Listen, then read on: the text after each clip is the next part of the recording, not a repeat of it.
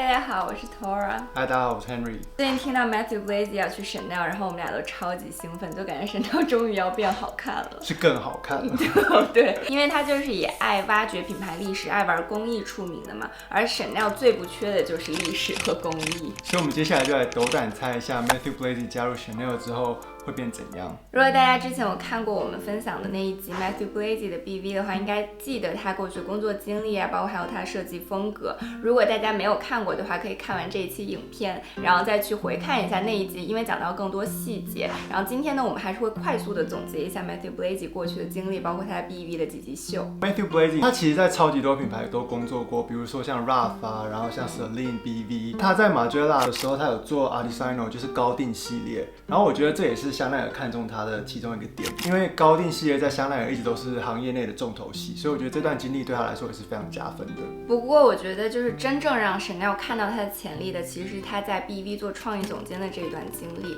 然后下面呢，我们就可以来回顾一下他在 BV 做的非常精彩的6场大秀。前3季秀就是意大利3部曲，就他故事是这样讲下来的。第1季呢，他的重点就是把工艺注入日常生活。他觉得 BV 是一个非常重工艺的品牌，然后有很多传承下来像 Intrecciato 这种工艺，他希望是能把它放进自己的 collection 里的。他想强调这一点，同时他觉得像重工艺的品牌往往没那么实穿，但他想把这2点结合，做出强调工艺但是又是你日常生活中能穿的衣服，所以就产生了第一个 collection 非常经典的单品，像是皮质的牛仔裤、柜 T 啊，还有就是那种法兰绒衬衫，然后这个也是直到今天大家都津津乐道的一些单品。对，就是那条3900欧的牛仔裤。还有像是能体现动态感的，剪出那种刀锋廓形上的这种极致追求。第1季它着重给我们展示的其实就是皮革的复杂染色工艺，还有它剪裁的这种工艺。第2部曲呢，讲的是世界的多样性。第1季已经拥有了日常的单品 ，Matthew 就想要为我们打造一个更全面的衣橱，去任何场合都可以有适合我们穿的 BV。也是从这一季开始 ，Matthew 开始大量的做面料改造，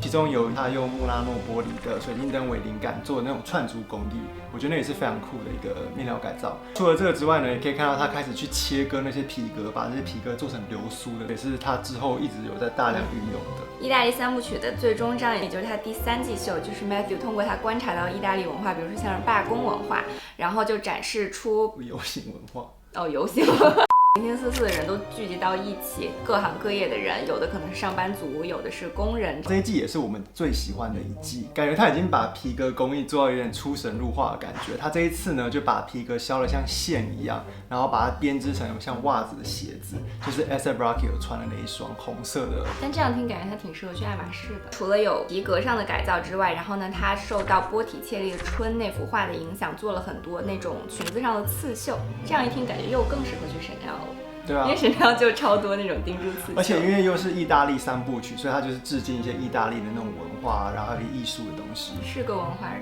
还有就是他把上一季也运用过的穆拉诺玻璃做在了那个沙丁鱼包上，那个手柄我觉得超级美。对，那1万多欧的包，那当然得美。所以大家可以看到每季秀它都向大家展示了不同的品牌工艺，我觉得这个是很厉害的一个点。结束了意大利3部曲这3季之后呢，他开始走出意大利，带大家走向世界。这一季呢，他就是以探险为灵感，然后把他在世界各地旅游的时候看到一些有意思的东西做到他的衣服上面。让我印象很深刻的就是像是他用提花还有流苏做成了像海浪一样那种连衣裙，然后还有灰色、白色做成像是贝类的那种长连衣裙，我觉得真的是非常的重工艺，然后也很漂亮，感觉可以直接穿去结婚的那种。还有长得很像捞鱼网的那条裙子，然后上面有那种大的海葵花，那个其实它用的是剪纸工艺，就是远看真的看不出来，感觉超级重工。下一季的主题呢是末日来临，开出希望之花，就非常诗意，大环境不是很好，能做的就是分析现在的当下。这一季的 look 它就减去了很多那种复杂的面料改造，取而代之的是用很多立裁的工艺去展现衣服的线条。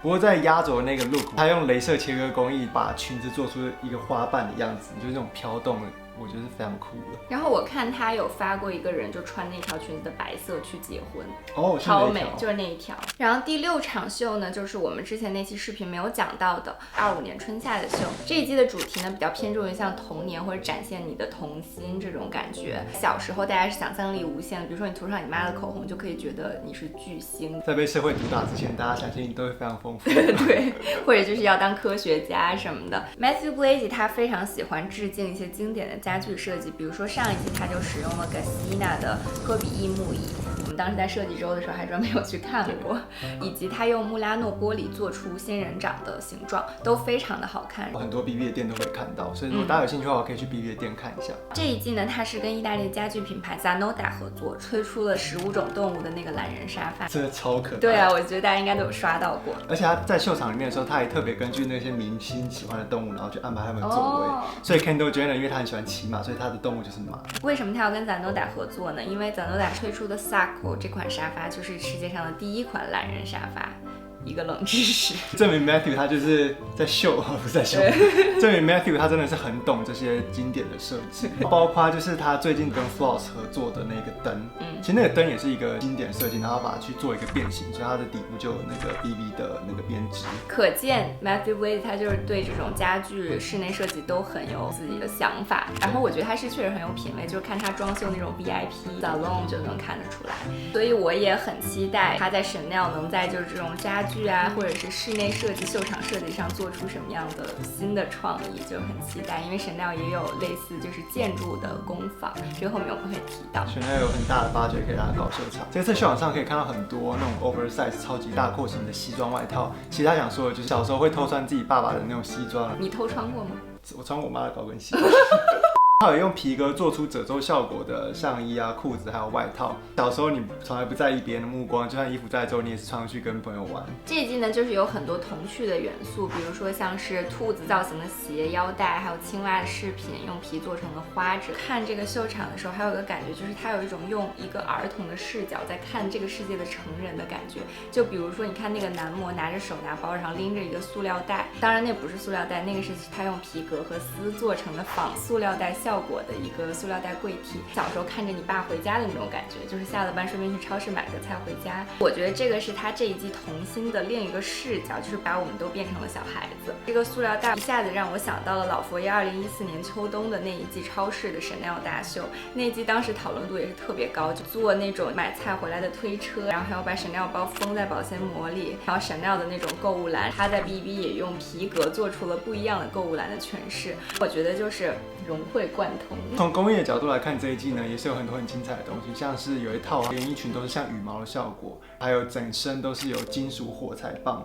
在走的时候那个火柴就是一直闪，我觉得超好看的。综上所述呢，大家应该能感觉到 Matthew Blaze 非常擅长利用工艺去讲故事，这个也正是 Chanel 需要的，12根高级手工坊都有着落的。所以接下来一个部分呢，我们就来聊一聊 Chanel 的工坊们。大家可能都有刷到过 Chanel Le 19M 的那一栋大楼，这里面呢就汇集了长期跟 Chanel 品牌合作的12家高级手工坊。这个大楼的名字 Le 19M 它也是有讲究的，就是19呢是 Chanel 的生日，也是它的幸运数字。M 在法语里分别是艺术工坊、然后手工还有时尚这3个词的首字母，所以呢这栋大楼就叫 Le 19M。还有 Money。那下面呢，我们就来分别看一下这些工坊。下面的名字我都是按英文发音，可能不一定对，别攻击我。第一个呢是 Atelier Montex， 也就是它的刺绣工坊。大家可以看到 Chanel 非常华丽的亮片啊，还有钉珠刺绣，很多都是出自这一个工坊。另外一个刺绣工坊呢是 Lesage， 它不仅会做像亮片、钉珠这样的刺绣，它也是 Chanel 非常重要的标志性材质 tweed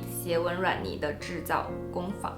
还有它的鞋履坊 Massaro， 像 Slingback 这个非常标志性的 Chanel 的鞋款，它的后跟松紧带设计当年就是他们做的。在当时这个设计是很有革命性的，因为当时大多数鞋带都是扣子式的。我之前在时尚史系列的 Gabrielle Chanel 那2集里有介绍过，就是 Chanel 当年有非常多革命性的设计，比如说像2.55包啊 Slingback 这个鞋呀，以及它有非常丰富的经历，欧洲各地都待过，然后在每个地方都吸取了很多的设计灵感。如果大家感兴趣，可以去回看一下那2期视频，我觉得对理解今天的 Chanel 是会有非常大的帮助。然后 Chanel 的织帽工坊呢，就是我之前有跟大家分享过的 Maison Michel， 我夏天分享过 Maison Michel 的草帽，我还买过它的一个羊绒的冷帽，它的帽型和质量都非常好，然后 Chanel 的帽子基本上也都是他们来制作的。所以我想说，就是一个题外话，除了买 Chanel 以外，这些工坊自己的品牌其实也都是非常好的选择。然后 Aries 这个工坊呢，它主要是做内衣还有泳衣，它本身自己也是一个品牌。Maison de Ruse 呢，它是负责做纽扣、珠宝，还有一些 fashion jewelry。Chanel 的外套的扣子都非常特别，这个扣子呢就是交由这个工坊来制作。我觉得 Chanel 的扣子真的非常漂亮，尤其是近看的时候。Goossens 是 Chanel 的金银饰坊，它主要是做那种搭配属性很强的 costume jewelry， 就是所谓的服饰珠宝。这个也是 Chanel 很强势的一个类目，卖得很好，然后它每一季真的都做得很好看。工坊人自己说，我们都是以做 fine jewelry 的标准来对待这些金属。La Marie 是 Chanel 的羽毛工坊，就听起来好像是只做羽毛，但其实它也是 Chanel 山茶花的制造工坊。Lognan 是 Chanel 的褶皱工坊，就是专门做一些褶皱面料，做一些像百褶呀，或者是奇形怪状的那种褶皱。Paloma 是专门做 flu 工艺的工坊，他们会用像是雪纺、丝绸或者纱这些比较轻盈的布料，做出比一般衣服更流线的廓形。一般flu工艺都是用来做高定礼服、长裙，还有甚至是婚纱。还有另外2个呢，是跟室内设计还有建筑相关的工坊，一个是 Les Serge Interiors， 另外一个呢是 Studio MTX。像刚才我们说，就是 Matthew Blazy 他不是对室内设计啊、经典家居都很感兴趣，感觉这个就是他可以大展拳脚了。听了这么一大堆的工坊，大家可能也不知道他在一个 collection 里扮演什么样的角色。最近呢 Chanel 在杭州办了他2025高级手工坊系列，这一季秀呢就分别有6个手工坊的参与。比如说像什么 Saint Michel、Lesage 刺绣工坊、纽扣的工坊，感觉已经可以预见 Matthew 加入之后，可能每个系列都按头12个部门一起给我 involve。有画面，像是 Dior and I、Ralph Simon 跟那些工匠极限拉扯。I have no time to make it. I never give up until the first girl is on stage. You can also not say no to me. I'm sorry. 跟 Matthew 他那时候在做那个蓝色牛仔裤一样，对他们说不可能，然后就是没有不可能。总之呢，就这样看起来，我们觉得 Matthew Blazy 真的算是 Chanel 的天选之子了。他在 BV 的履历其实已经证明了他使用工艺的能力，他很能把工艺跟创意进行一个结合，跟 Chanel 属于就是强强联合，因为 Chanel 就有世界上这么多优秀的高级手工坊，而且它历史也是非常悠久的，就蛮有很多经典的东西可以让它去发挥。这些工坊其实很多都是从 Coco Chanel 的时候就已经开始跟 Chanel 合作的品牌，因为 BV 其实相对算是一个历史比较短的品牌，对，但 Chanel 就不一样了，就是它有更多的东西可以去发挥。感觉他可以住在这个工坊里面。而且马修他一个文化人嘛，他就很喜欢挖掘世界各地的文化，像刚才我们说他做意大利3部曲，然后包括吸收世界各地，比如像南美洲的元素啊，这个呢其实跟 Chanel 品牌精神也是不谋而合的，因为从 Coco Chanel 本人他就很有这种探索精神，比如他当年在威尼斯的影响也很大，然后他跟达利啊艺术家合作或者是关系很好，包括他受到芭蕾、音乐、电影各行各业的影响，然后用来做设计。Chanel 从历史根源上就是这么一个品牌，然后加上到老佛爷时期做出了非常多经典现在大家都津津乐道的秀场，比如说像是2011年的拜占庭系列、2013年的凡尔赛宫系列、2016年的罗马系列、2019年的埃及系列等等，都是其实结合了世界各地的元素跟品牌的经典元素进行融合，然后产生了超级多经典的 look， 所以我就非常期待他在Chanel能做出的衣服，就像经典的粗花呢外套，我相信他是能做出非常现代的诠释的，不仅是在廓形上，包括在面料本身。然后我觉得 Chanel 的包应该也很值得冲，因为他在 BV 做完 Diamo， 我就已经非常心动了。去 Chanel 之后，应该也可以做出很多很帅，然后很适合男生背的包，只是价格不是很敢想。不知道大家有没有一种感觉，就是 Chanel 的上新速度真的很快，或者是他动不动就在哪儿又办秀了，感觉钱包都跟不上了。但富婆就是说我完全不购买。大家这个感觉其实没错，因为 Chanel 它一年确实有10个系列，真的远超大多数品牌。这10个系列分别是什么，都在干嘛呢？我们可以按店里的上新时间来捋一下。首先呢，2月就是春夏预告系列，3月就是春夏高级成衣系列，5月会上 Coco Beach， 就是夏天去海边度假的系列，6月呢是高级手工坊系列，就是刚刚我们提到会 involve 很多工坊的，7月上的是秋冬预告系列，9月会上秋冬高级成衣系列，10月是 Coco Niche， 就是去雪山度假的系列，11月呢就是早春度假系列，除此之外还有1年2次的高定系列，每个月都有东西让你买。所以说 Chanel 的艺术总监真的是工作量非常巨大，你看他1年他推出系列就已经超过他在 BV 3年做的东西了。确实还是你会心疼哥哥。Matthew Blazy 在 Chanel 的首秀会在2025年的10月推出。我们对 Matthew Blazy 进 Chanel 这件事都是保持一个非常乐观的态度，因为其实不管是老佛爷 Virginie Viard 还是 Matthew Blazy， 他们要做的其实都是延续 Coco Chanel 的传奇。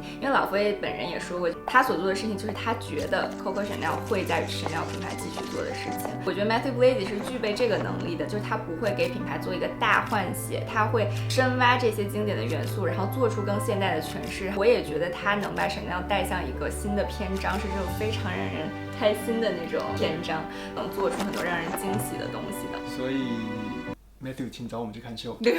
这一期视频就到这边，我们就下期影片再见啦，拜拜。拜拜。